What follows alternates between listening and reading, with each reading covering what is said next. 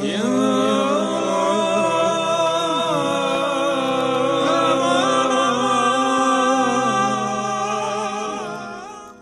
antara ragam serat jangka Jayabaya, salah satunya bercerita tentang Syekh Subakir dan peranannya dalam membangun peradaban bangsa di tanah Jawa. Konon ada semacam perjanjian antara Sabto Palon sebagai pamomong atau danyang gaib tanah Jawa dengan Syekh Subakir sebagai penyebar agama Islam generasi awal di Jawa ini. Tersebutlah kisah tersebut dalam tulisan lontar kuno yang diperkirakan ditulis oleh Kanjeng Sunan Derajat atau setidak-tidaknya oleh murid atau pengikut beliau. Beliau berhasil menumbali Pulau Jawa yang terkenal angker dan wingit. Beliau juga berhasil bernegosiasi dengan Danyang Jawa, sang penunggu gaib tanah Jawa, untuk menyebarkan Islam di Jawa dengan beberapa syarat. Lantas bagaimana dan syarat apa sajakah yang harus dipenuhi Syekh Subakir tersebut? Mari kita simak ulasan selengkapnya hanya di Alikul Channel. Jangan lupa like, komen, share, dan subscribe. Nyalakan lonceng notifikasi untuk mendapat informasi terbaru, karena semua ini gratis.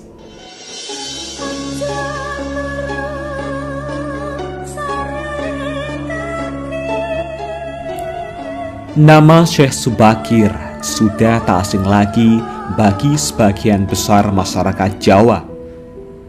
Beliau merupakan generasi pertama Wali Songo yang dikenal sebagai orang yang berhasil menumbali Pulau Jawa yang terkenal angker dan wingit. Beliau juga berhasil bernegosiasi dengan Danyang Jawa, sang pelindung gaib tanah Jawa, untuk menyebarkan Islam di Jawa dengan beberapa syarat. Di dalam kitab Musarar diceritakan bahwa pada masa dahulu Pulau Jawa terkenal sangat angker dan kondisinya tak karuan. Pengaruh magis di tanah Jawa masih begitu kuat, di mana banyak jin dan setan menghuni setiap sudut tanah Jawa yang saat itu masih berpenduduk hutan belantara. Suatu hari, Sultan Turki saat itu, yaitu Sultan Muhammad I, mendapatkan petunjuk untuk melakukan penyebaran Islam di Pulau Jawa. Maka diutuslah rombongan para alim ulama untuk mendatangi Pulau Jawa guna syiar Islam. Sayangnya, hampir seluruh rombongan tersebut tewas dikarenakan perbuatan para lelembut penduduk tanah Jawa yang tidak mau menerima ajaran Islam.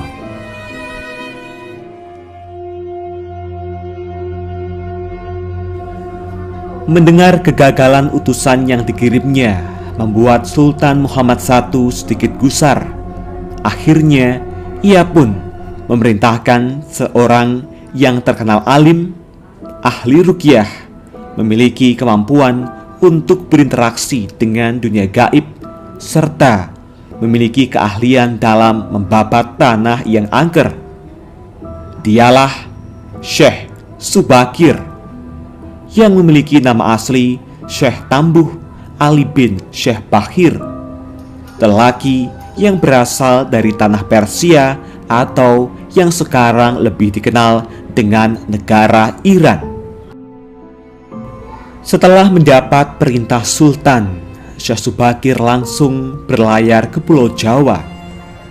Namun, sebelum sampai ke Pulau Jawa, beliau terlebih dahulu mampir ke Praja Keling, sebuah daerah yang diduga terletak di India, untuk mengajak penduduk di Praja Keling agar mau menempati Pulau Jawa.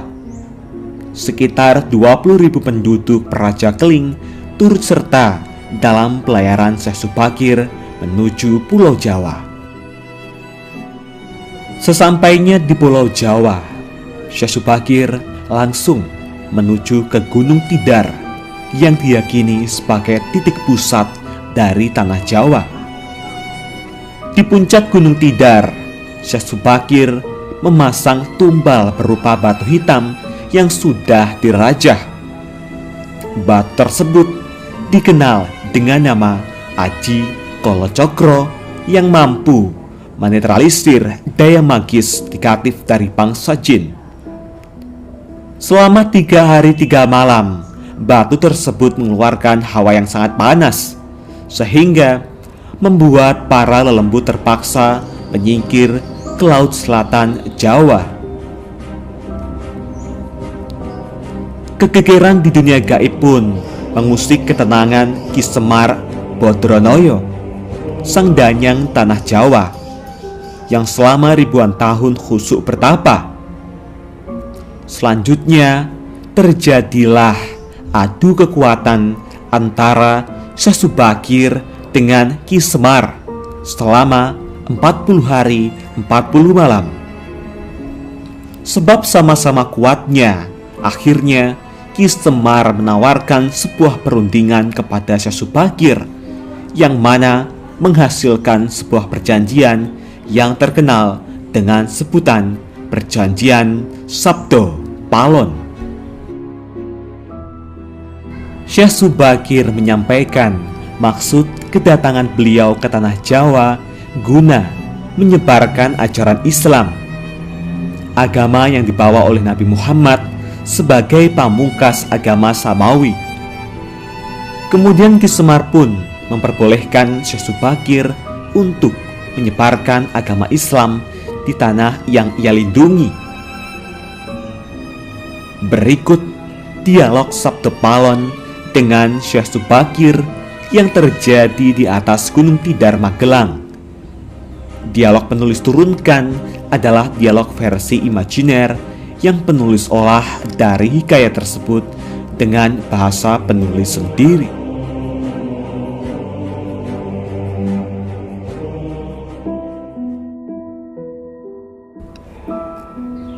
Syekh Subakir. Kisanak, siapakah Kisanak ini? Tolong jelaskan kepada saya. Sabdo Palon. Aku ini Sabdo Palon, pamomong atau penggembala tanah Jawa sejak zaman dahulu kala. Bahkan sejak zaman Kadewatan, para dewa, akulah pamomong para kesatria leluhur. Dulu aku dikenali sebagai Sang Hyang Ismoyo Jati, lalu dikenal sebagai Ki Lurah Semar Bodronoyo, dan sekarang zaman Mojopahit ini namaku dikenal sebagai Sabdo Palon. Syekh Subakir. Oh, berarti Kisanak ini adalah danyang atau penguasa tanah Jawa ini? Perkenalkan Kisanak, namaku adalah Syekh Subakir, berasal dari tanah Syam, Persia. Sabdo Palon. Ada hajat apa gerangan Jigantiko rawuh di tanah Jawa ini? Syekh Subakir. Saya diutus oleh Sultan Muhammad yang bertahta di negeri Istanbul untuk datang ke tanah Jawa ini. Saya tiadalah datang sendiri. Kami datang dengan beberapa kawan yang sama-sama diutus oleh Baginda Sultan. Sabdo Palon. Ceritakanlah selengkapnya Kisanak, supaya aku tahu duduk permasalahannya. Syekh Subakir. Baiklah. Pada suatu malam, Baginda Sultan Muhammad bermimpi menerima wisik atau ilham, wisik dari Yang Akarya Jagat, Gusti Allah, Zat yang Maha Suci lagi Maha Luhur, diperintahkan untuk mengutus beberapa orang alim ke tanah Jawa ini. Yang dimaksud orang alim ini adalah sebangsa pendeta, brahmana, dan resi di tanah Hindu. Pada bahasa kami disebut ulama. Sabdo Palon. Jadi, Cingendiko ini termasuk ulama itu tadi? Syekh Subakir. Ya, saya salah satu dari utusan yang dikirim Baginda Sultan. Adapun tujuan kami dikirim kemari adalah untuk menyebarkan wawaras suci atau ajaran suci amadar agama suci, yaitu Islam. Sabdo Palon. Bukankah Kisanak tahu bahwa di tanah Jawa ini sudah ada agama yang berkembang, yaitu Hindu dan Buddha, yang berasal dari tanah Hindu? Buat apa lagi Kisanak menambah dengan agama yang baru lagi? Syekh Subakir. Biarkan Kawula Dasih yang memilih keyakinannya sendiri.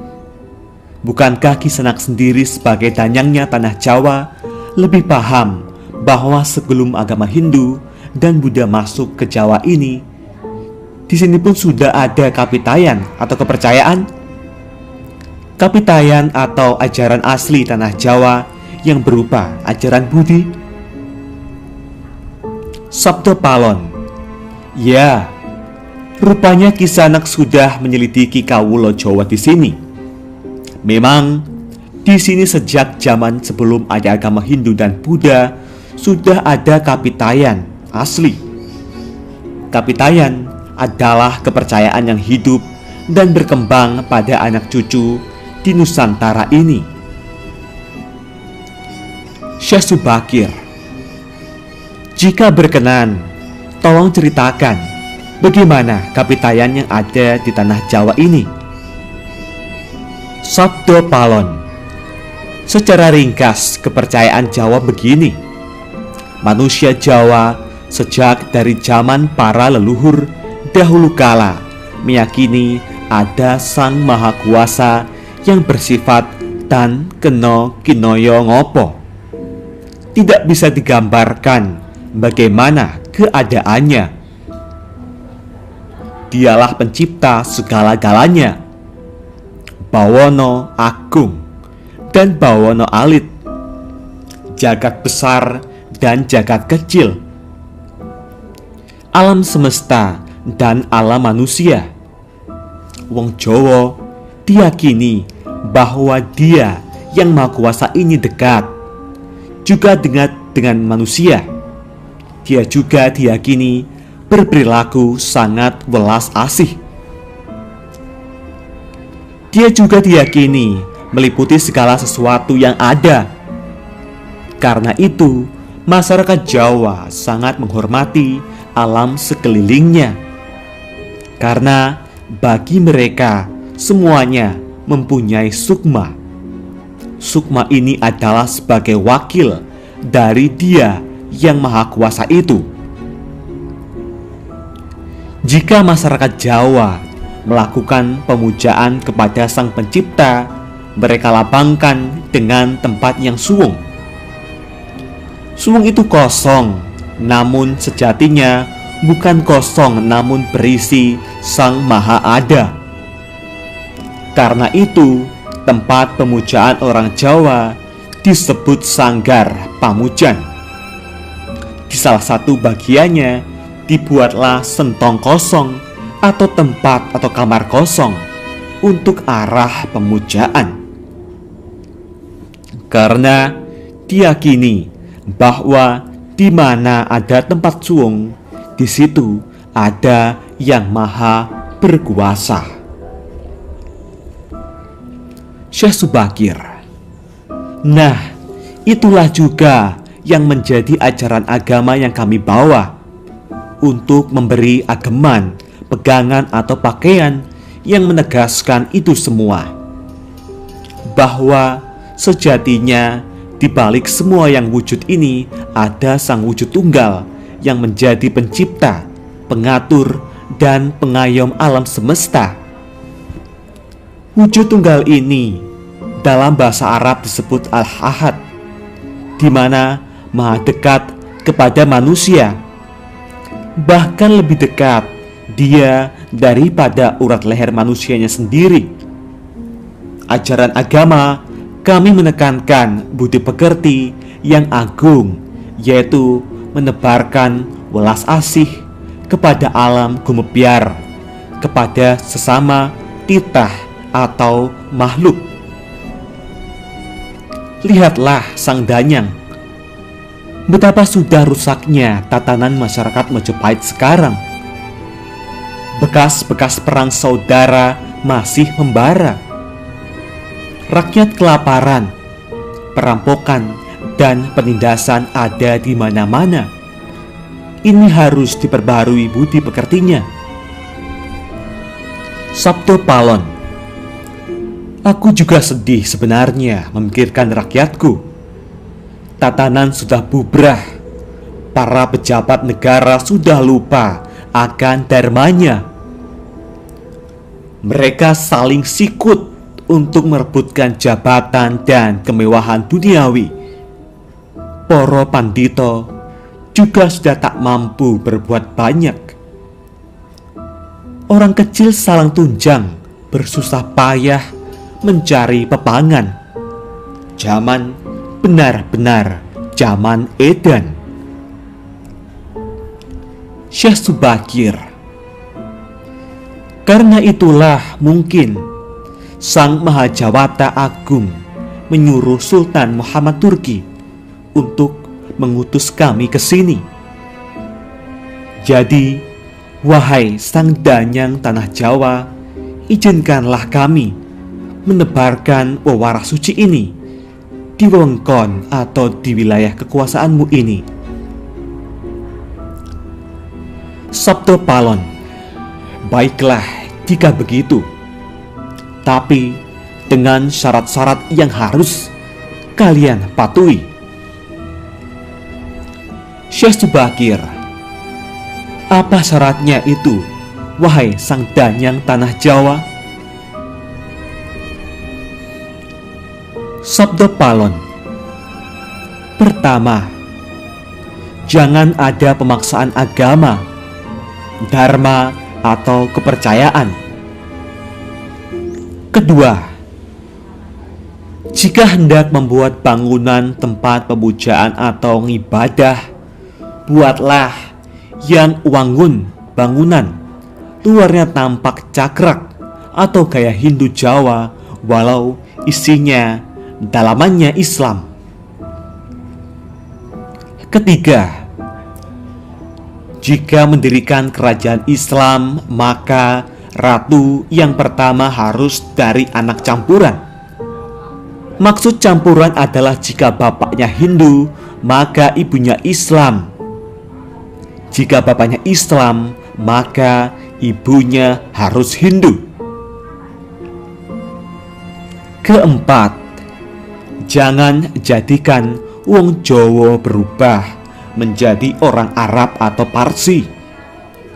Biarkan mereka tetap menjadi orang Jawa dengan kebudayaan Jawa walau agamanya Islam. Karena agama setahu saya adalah dharma, yaitu lelaku hidup atau budi pekerti. Hati-hati jika sampai orang Jawa hilang Jawanya, hilang kepribadiannya, hilang budi pekerti yang adiluhung, maka aku akan datang lagi. Ingat itu, 500 tahun lagi, jika syarat-syarat ini kau abaikan, aku akan muncul membuat goro-goro. Syekh Subakir. Baiklah, syarat pertama sampai keempat aku setujui. Namun khusus syarat keempat, betapapun aku dengan kawan-kawanku akan tetap menghormati dan melestarikan budaya Jawa yang adiluhung ini. Namun, jika suatu saat kelak karena perkembangan zaman dan ada perubahan, maka tentu itu bukan dalam kuasaku lagi. Biarlah Gusti Kang Akarya Jagat yang menentukannya.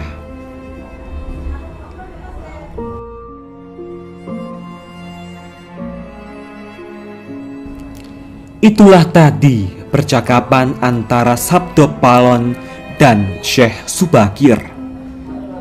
Memang susah untuk mengetahui keadaan, asal-usul, atau gambaran kondisi sebuah masyarakat nun jauh ke masa lalu. Semakin jauh masa itu, semakin gelap gambarannya. Namun, upaya-upaya ahli sejarah dan lainnya untuk menguaknya patut dihargai. Paling tidak ada sedikit gambaran yang mungkin bisa kita lihat, meski tidak sebenarnya benar 100%. Bahwa kata Jawa itu bisa diartikan gemati, perhatian, menghargai, menyayangi. Jadi siapapun mereka bisa melakukan itu semua di Pulau Jawa ini akan menjadi leluhur Jawa, entah dia dari belahan dunia manapun. Itulah tadi bunyi perjanjian Sabdo Palon dengan Syekh Subakir. Semoga gambaran kisah yang nun jauh di masa lalu ini bisa dijadikan sebuah mawas diri, dan jangan sepenuhnya kisah ini ditelan mentah-mentah dan selalu ambil sisi positifnya. Bagaimana tanggapan Anda semua mengenai asal-usul penyebaran agama Islam di tanah Jawa ini? Apakah Anda mempercayainya? Tulis komentar Anda di kolom komentar. Jangan lupa like, komen, dan subscribe. Jangan lupa bagikan informasi ini. Semoga bermanfaat. Nantikan video terbaru selanjutnya hanya di Alikul Channel. Terima kasih.